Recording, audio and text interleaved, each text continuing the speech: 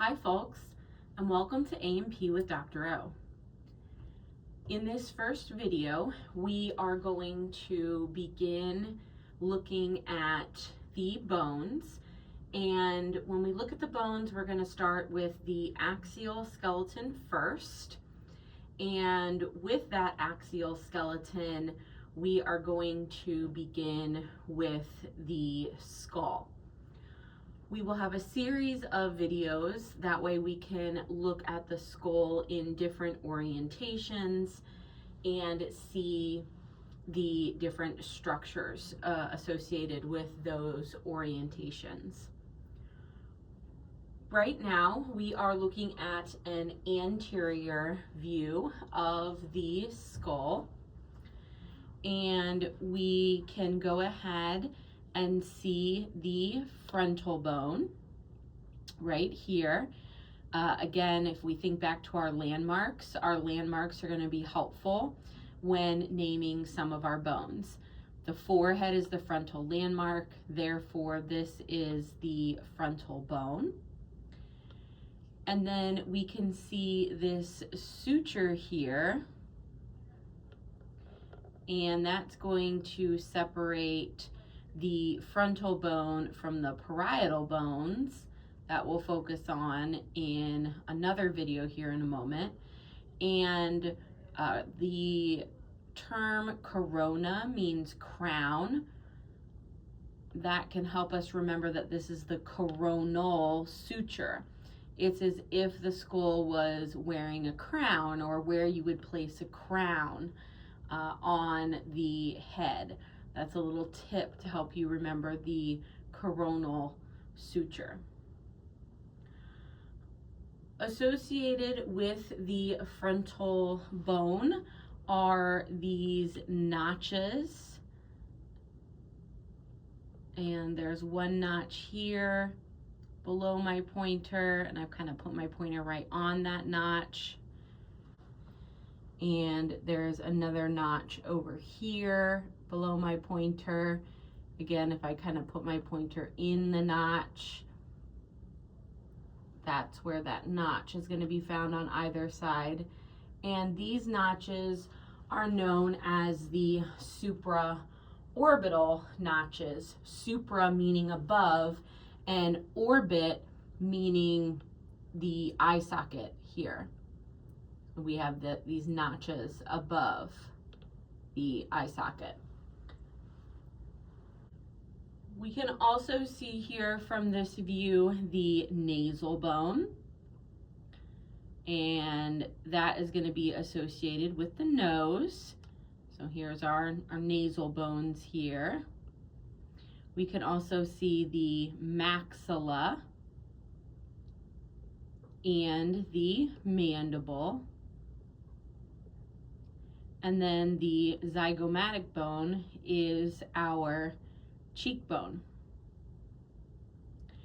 And I'm gonna go ahead and zoom in a little bit more, just so that we can see more specifically the orbital cavity here and the nasal cavity. Now that we're zoomed in a little bit more, we can see our notch a little bit better. Again, this is one of the supraorbital notches right here. We can see our nasal bone a lot more close up. And then if we focus back on the maxilla, we can see that there's an opening below the orbit. And anytime we have an opening or a passageway for blood vessels and nerves, we use the term foramen. Since it's below the orbit, this is going to be the infraorbital foramen. Again, up top, we had that supraorbital notch. Sometimes it's called the supraorbital foramen, but in this case, we're seeing a notch, so we'll call it the supraorbital notch. And then below the orbit, we have that infraorbital foramen. We can also see that there are slits in the orbital cavity, and anytime we have a slit, we are going to use the term fissure for that. I like to go ahead and use pipe cleaners sometimes to identify some of these slits and other openings. So if we go ahead and use our pipe cleaner and get it through the top slit here, that's going to be our superior orbital fissure. Again, a slit is going to be a fissure. So I'll pull this back out. And then if we go into the slit on the bottom, that's going to be the inferior orbital fissure. I can point them out with my pointer as well, but in lab we will use pipe cleaners because it does make it a little bit easier. Again, superior orbital fissure, and then down here we have that inferior orbital fissure. Now looking in the nasal cavity, we can see several things. We can see the bony parts of the nasal septum, and that's going to separate the two sides of the nasal cavity. So we have this plate here known as the perpendicular plate, and then down here we have this bone known as the vomer bone. Our vomer bone right here, and then that perpendicular plate right here in the middle. Get my pointer a little bit better in the middle here. Those are going to make up the bony parts of the nasal septum. Perpendicular plate, and then this pointy bone down here is the vomer bone.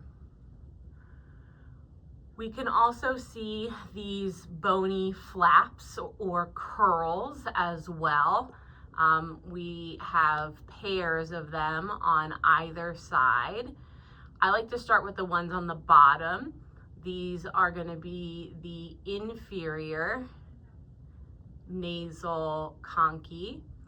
And then the next ones you see are the middle nasal conchae. So this one over here would be another one. And the reason why I like to start from the bottom up is because there is a superior nasal conchae, but we can't see it in this model because it's going to be embedded within the skull. That's why I like to start at the bottom, because then I know that this one is definitely inferior, and that means the next one is middle, and then I make a mental note that I can't see the superior nasal conchae, again, because they're embedded in the skull.